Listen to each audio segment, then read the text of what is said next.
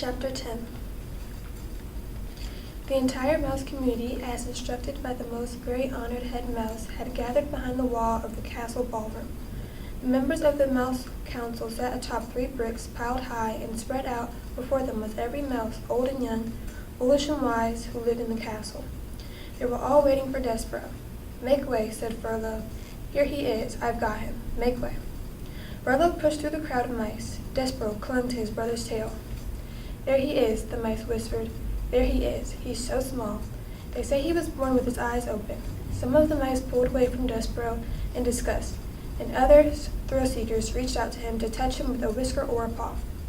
The princess put a finger on him. "They say he sat at the foot of the king." "It is simply not done," came the distinctive voice of Despereaux's Aunt Florence. Make way," shouted Furlough. "I have him right here. I have Despereaux Tilling, who has been called to sit with the Mouse Council." He led Despereaux to the front of the room. "Honored members of the Mouse Council," shouted Furlough, "I have brought you Despereaux Tilling, as you requested, to sit with you." He looked over his shoulder at Despereaux. "Let go of me," Furlough said. Despereaux dropped Furlough's tail. He looked up at the members of the Mouse Council.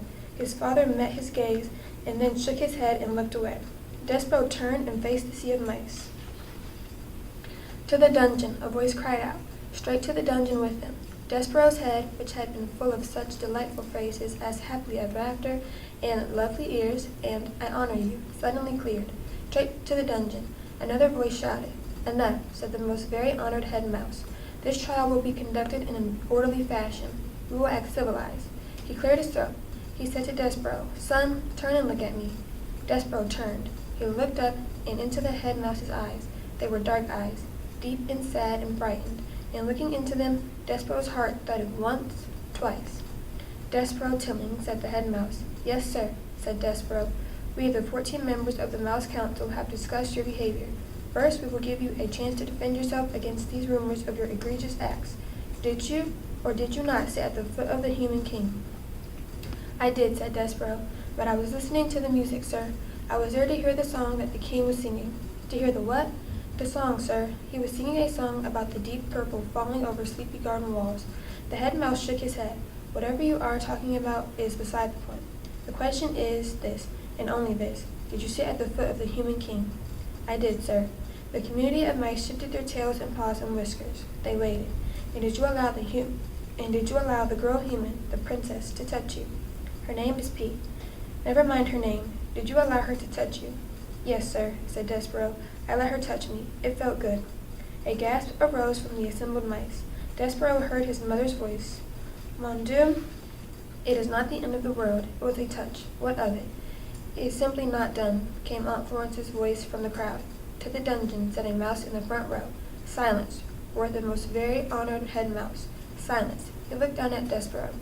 "Do you, Despereaux Tilling, understand the sacred, never-to-be-broken rules of conduct for being a mouse?"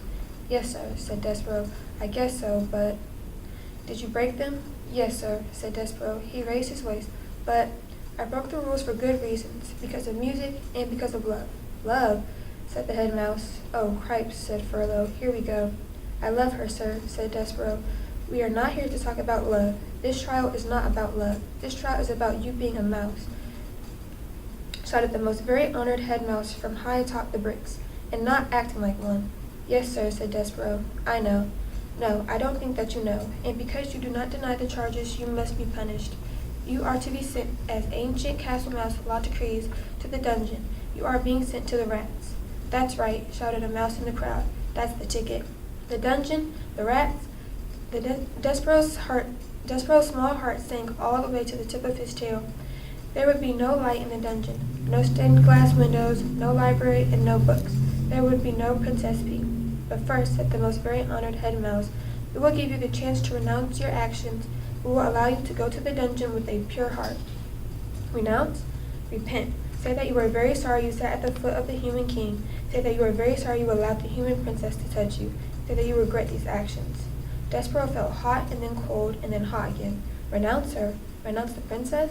"Mon Dieu," shouted his mother. "Son, do not act the fool. Renounce, repent." "What say you, Despereaux Tilling?" I say, no," whispered Despereaux. What? Said the head mouse. No, said Despereaux, and this time he did not whisper the word. I am not sorry. I will not renounce my actions. I love her. I love the princess. There was a bellow of collective outrage. The whole of the mouse community surged towards Despereaux. The mice seemed to become one angry body with hundreds of tails and thousands of whiskers and one huge, hungry mouth, opening and closing, and opening and closing, saying over and over again, to the dungeon, to the dungeon, to the dungeon. The words pounded through Despereaux's body with each beat of his heart. Very well, said the most very honored head mouse. You will die, then, with a black heart. Threadmaster, he called, bring out the thread. Despereaux marveled at his own bravery. He admired his own defiance. And then the reader fainted.